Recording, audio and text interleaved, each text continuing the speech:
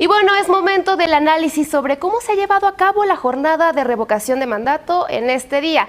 Vamos con Mariana Hernández y nuestros analistas.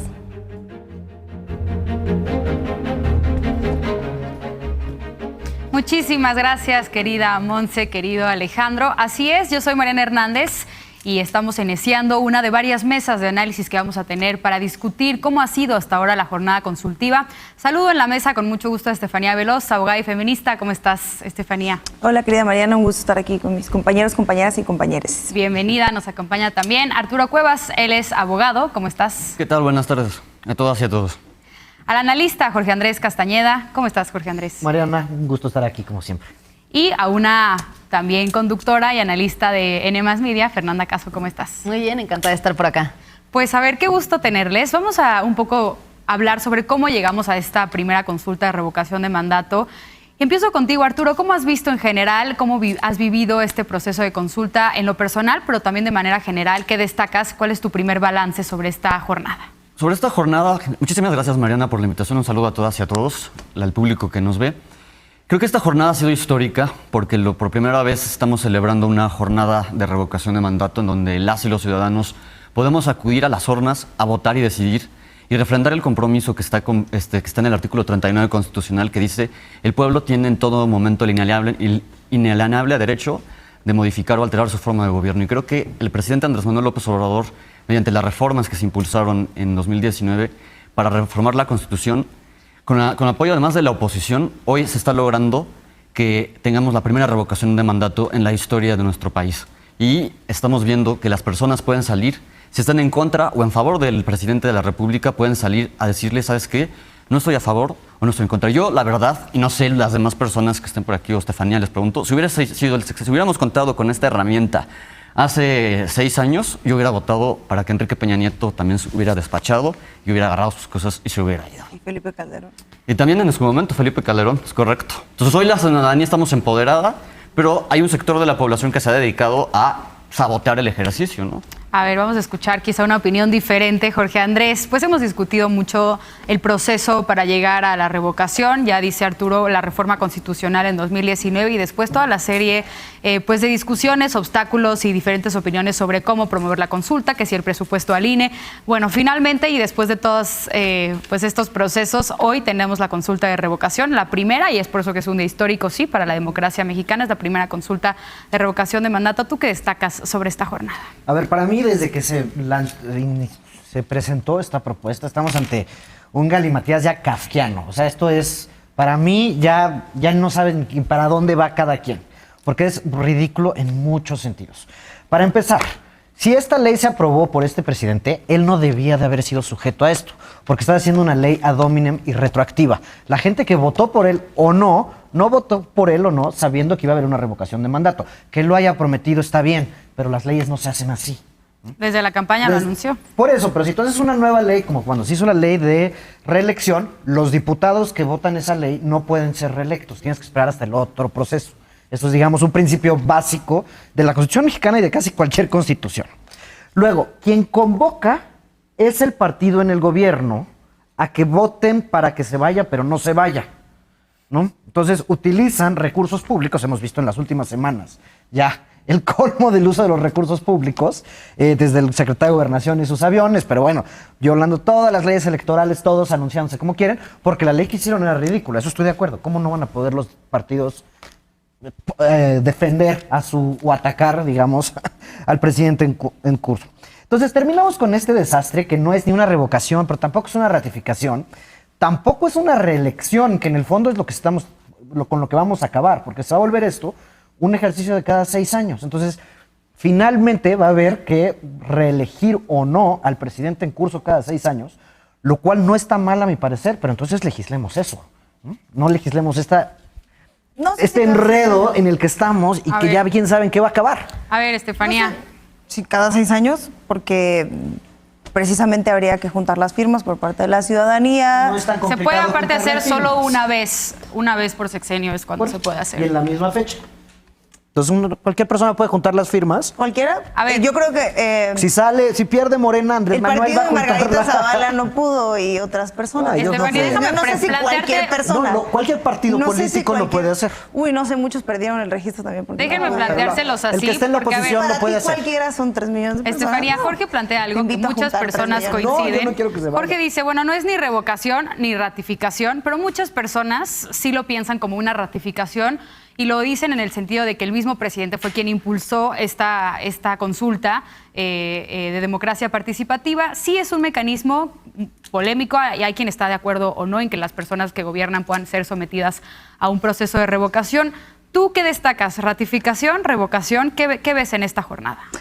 Primero, sí, un suceso histórico, como ya mencionábamos aquí, por estar viviendo una estructuración de la democracia mucho más participativa, que me parece muy importante, sobre todo en este momento donde estamos todo el tiempo discutiendo entre qué es democracia y no, dependiendo de la oposición, lo que se le vaya antojando y cómo vaya perdiendo narrativamente. Exacto. Pero me parece que primero estamos ante un proceso que votaron a través de la ley de revocación de mandato, la reforma constitucional, las mayorías en el Congreso y también los partidos que estaban poco representados, pero votaron dentro del Congreso. Es decir, después, con el voto, con el voto de la oposición. Todos Después se discutió en la Suprema Corte de Justicia, aquí es donde dice mi compañero Jorge que no es constitucional y tal, pues yo no sé si los ministros y las ministras hayan visto algo que tú no viste, pero le permitieron al presidente someterse ante esta revocación de mandato, porque como bien decía Mariana, al principio dijo yo voy a someterme a la revocación de mandato. Pero la participación ha sido histórica, así como el momento. Hemos visto calles rebasadas en Sinaloa, en la misma Ciudad de México, quienes han salido a participar. Y aquí es donde creo que tenemos que parar y hacer un análisis de qué momento estamos viviendo donde la oposición se está portando muy antidemócrata. La oposición que se da golpes de pecho por la democracia quiere decirle a la gente que no salga a votar, que no vaya a votar, porque es un ejercicio que se le ocurrió al presidente, a pesar de que sus propios partidos votaron por la revocación de mandato, porque primero pasaron estas 3 cosas. Primero decían que no iba a pasar la ley. Después, sí pasó. Luego dijeron, va a perder porque la gente ya no lo quiere. Se dieron cuenta que no iba a ser así y al final no les quedó de otra más que decir, nos vamos a exhibir, no vamos a votar, no hay que participar.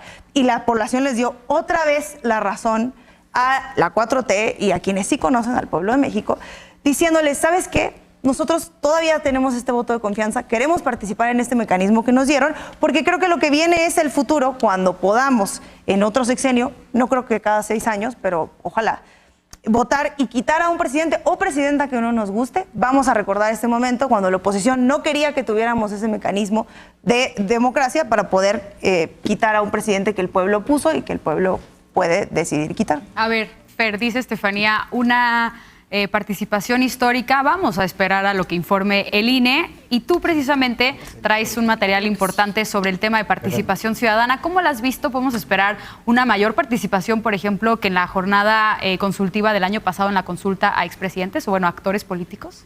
Pues mira, yo creo que, y un poco aludiendo a lo que decía Estefanía, ¿no? Que este debate sobre si ir a votar o no ir a votar se ha convertido en el verdadero debate, ¿no? Más que la respuesta que se da. También tiene una lógica legal, ¿no? En una elección normal, si votan 3 personas, entre esas 3 personas se decide quién va a ser el nuevo presidente. En este caso, no. En este caso hay un criterio legal que exige 40% de participación para que tenga efectos y, por lo tanto, el no participar tiene efectos legales, ¿no? Que es una diferencia. Y, por lo tanto, creo que el debate está concentrado en cuánta gente va a ir a votar. Más que sobre el resultado, cuánta gente va a ir a votar. Así que si tomáramos como referencia, digamos, el último ejercicio de democracia amplia, ¿no? Que fue el ejercicio de 2021, las ¿no? elecciones. Las elecciones de 2021, tenemos un mapa en el que el mayor, digamos, los distritos con mayor porcentaje de votación se encuentran justamente en el sureste. Tenemos aquí unos en Yucatán. Ahí lo estamos viendo en la Lo pantalla. estamos viendo en la pantalla. Tenemos aquí en Yucatán, que es interesante. Estos son los distritos con mayor porcentaje de votación en el país en el 2021. Es interesante que no son los distritos urbanos. En general, en los distritos urbanos vota menor porcentaje de la población. Aquí estamos viendo más bien que son los distritos en donde está Celestún, Valladolid, y los más blancos, los pequeñitos, son en donde está Mérida. Si nos vamos aquí abajo, podemos ver hay otro grupo de distritos en donde hubo una alta participación. Este que parece como un cono. Es el que más color tiene. Este es uno de los que siguen, ¿no? Los principales son los de Yucatán. Luego, el que más color tiene dentro de esta imagen es Macuspana, que es, bueno, pues ya sabemos el distrito donde es el presidente. Abajo de esto está Palenque, donde está su rancho. Entonces, donde bueno, pues no hubo casillas. Pues son distritos donde ha habido una alta ese tema participación. Y acá tenemos otro distrito en Veracruz, donde también hubo una alta participación justamente en Pánuco. Y los distritos con menos participación son los distritos fronterizos, ¿no? Aquí vemos, por ejemplo, Ciudad Juárez, Tijuana, son lugares donde en 2021 hay muy poca participación, probablemente porque la gente está menos vinculada con las cuestiones que pasan en la política que consideran tal vez del centro, y están más vinculadas también con política. Hay un enorme porcentaje de población binacional, entonces podríamos adjudicar un poco a eso. Ahora, esto es participación general, no es la participación por Morena. En este caso, como bien se ha dicho, la oposición ha llamado a no votar, entonces tal vez lo que tendríamos que ver es más bien el voto por Morena, que aquí cambia un poco, ¿no? A ver, en este caso es muy interesante. De los 10 estados, de los 10 distritos con mayor voto por Morena y sus aliados en el 2021, 7 están en Chiapas. Eso a mí me parece impresionante. Son estos de aquí. En el 2021, recordemos que ya es un momento en el que cambió la alianza, ¿no? En el que el Partido Verde ya está apoyando a Morena y sus aliados. Entonces, bueno, pues ahí hay un tema interesante. Vemos que Macuspana sigue, pues naturalmente, muy fuerte, pero ya no es el mismo porcentaje de votación, por ejemplo, en Yucatán. Y por el otro lado, el contraste, ¿no? Los estados en donde menos gente votó por Morena y sus aliados se encuentran, ahí el contraste es radicalmente opuesto. 7 de esos 10 distritos están en la zona conurbada de Monterrey. El distrito donde menos porcentaje de población votó por Morena y sus aliados, menos del 8% es el distrito con cabecera en Santa Catarina, que incluye Santa Catarina y San Pedro, ¿no? Un municipio que sabemos que pues no apoya mucho a Morena, pero bueno, en general toda la zona. Entonces yo creo que esos distritos de Monterrey, algunos en Jalisco, algunos en Guanajuato, serán los más complicados en esta elección, donde será más complicado que Morena saque a gente a votar, y donde veremos un mayor porcentaje de votación probablemente será este núcleo en Chiapas y Tabasco, ¿no? Donde se concentra el mayor porcentaje de votación en esta elección. A ver, Estefanía, me parece interesante lo que dice Fer, porque entonces estaríamos pensando, conforme a la votación y los datos que ella presenta en este mapa, pues sí, las personas que votaron mayormente por Morena estarían votando mayormente, desde luego, esto es lógico, por el presidente López Obrador para que conserve su cargo. Esto podría sentar un precedente en términos numéricos para las elecciones que vienen en 5 estados a nivel gubernatura. Sin duda. Y de poder político y de músculo, de movilización, ¿por qué no? Porque eso es algo que está sucediendo. Dentro de los fenómenos que están pasando, que pasaron en esta jornada, precisamente son los estados donde hay mucho conflicto político, donde ha habido más problemas para instalar casillas, algunos conflictos entre el INE que decía que no podía instalar casillas en ciertos lugares. Chiapas y Oaxaca, los estados con más conflicto hasta ahora, por lo menos así lo han dicho las noticias y lo que se ha ido reportando. Más incidentes se han registrado en Chiapas. Porque tiene que ver con ese espacio de control territorial por parte de cacicazgos políticos. Eso es algo que va a pasar en este momento, pero creo que más allá de esa movilización que existe, de que estamos en la antesala de una elección importante, en la disputa territorial y electoral en muchos de estos estados que tienen una gran participación política y que van a definir el rumbo de muchas cosas próximamente, creo que más allá de eso la importancia sería ver cuánta gente votó en general en los lugares donde hay menos participación política y donde gobierna la oposición también. Porque creo que ahora, como decía, parte de la estrategia de la oposición no es el voto en contra, sino dejar que solamente se vote a favor del presidente en esta narrativa de donde hay movilización política se va a pedir que se vote a favor del presidente sin que haya votos en contra, y creo que eso sería quizás lo que nos vamos a terminar platicando, cuánta gente votó en contra y cuánta gente votó a favor. Sí, y que ese es el punto, porque, a ver, Jorge, hemos visto toda una movilización por parte de simpatizantes de Morena.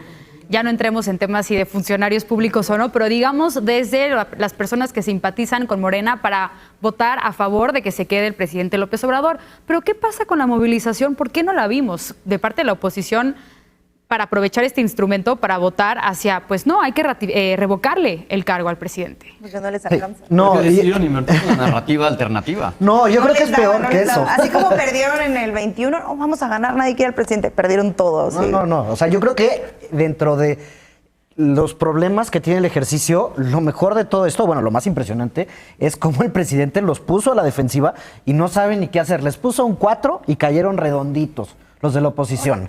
No saben... No estoy completamente de acuerdo con esto, perdón, puedo interrumpir. Adelante. Sí, nada más que nos tenemos que ir a hacer un corte. Entonces, si les parece, dejamos este tema, este argumento en el aire, pero cuando regresemos del corte y retomemos el bloque de análisis, vamos a regresar con la discusión. Vamos a una pausa, regresamos con más aquí a N+ Media.